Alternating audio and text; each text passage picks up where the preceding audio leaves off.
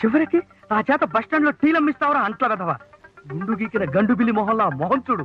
పోతావురా రే, నాశనం అయిపోతావు.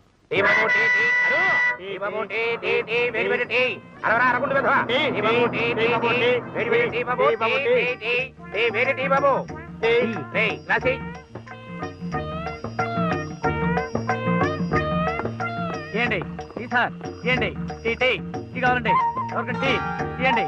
Tea sir తీయండి, తీయండి, ఎవరికండి టీ టీ టీ తీయండి బావా, ఎవరికండి బాబు టీ. నువ్వేనా?